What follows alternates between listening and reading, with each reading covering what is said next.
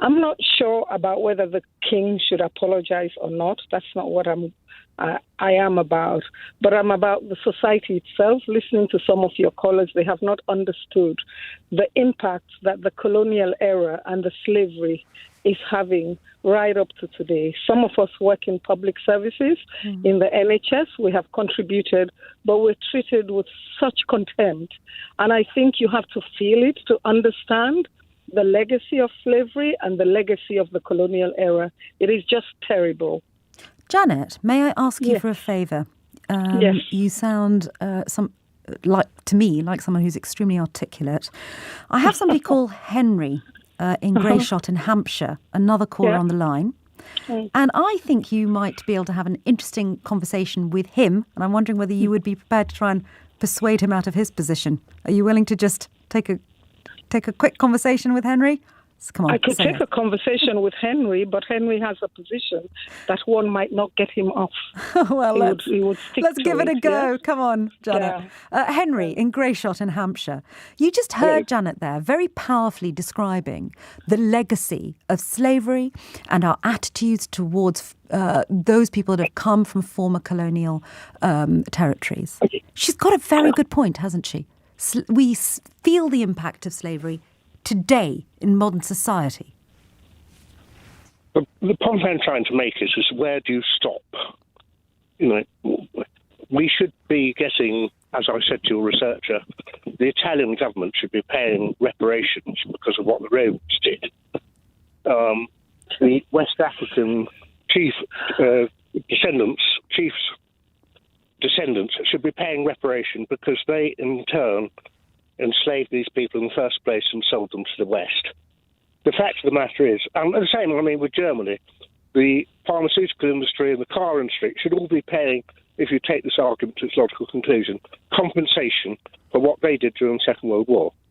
So I think it's about time that people stopped visiting the sins of the fathers onto the children. Henry, and that's what's going on. Henry, thank you. Janet, your reaction to that? Okay, Henry, we're not visiting the sins of the father upon the children. The sins of the father continue right up to today.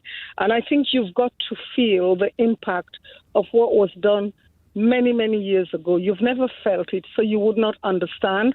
I'm not here to get you off the position you hold, because I think you might continue to hold that position. But if you were me, you were my relatives, you were my family, you were my previous countrymen that continue to suffer the impact of slavery and colonialism, and you continue to extract the wealth. You extracted the wealth and brought it here, but you're making excuses of why you can't use that wealth and pay it back. No one is asking you to give all of it. At least give some of it to the people in the form of respect or in the form of help or in the form of support, and stop making apologies. You continue to make apologies. It's unbelievable that we're talking about this and people like you will come on the phone and make apologies for what happened hundreds of years ago. Those people that you're referring to, they're not asking for apologies or they're not asking for reparations.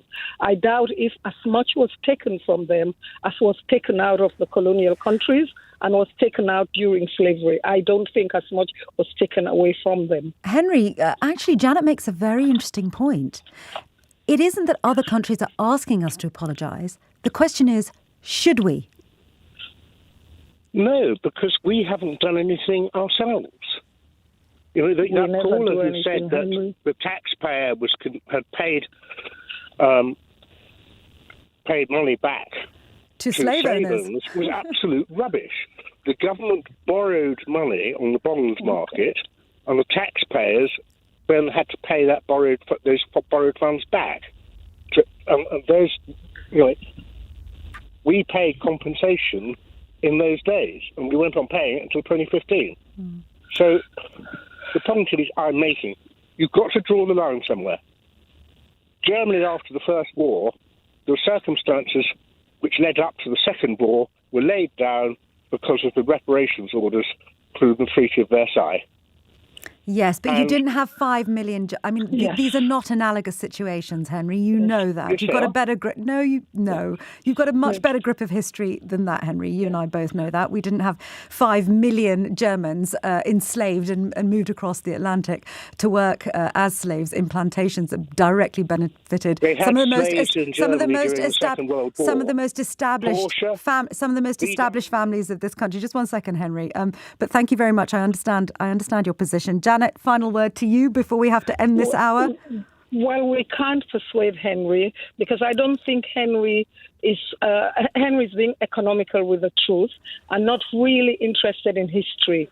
Because if he's interested in history, he will know that the slave owners were the only people who have been compensated for a loss of earnings. The people who suffered haven't been compensated. And I'm not too sure that the people who have suffered are wanting the British government to dump heaps of money on them. A simple sorry and an acknowledgement by people like Henry who come on the airwaves and parade himself as being a historian when he hasn't got a clue of what has happened in the past. Anyway, thank you very much, Sangita. Janet, thank you very much indeed for your call, Janet in Wandsworth, and thank you also, Henry in Greyshot in Hampshire. Do love it when my listeners chat to each other, even if they can't persuade one another.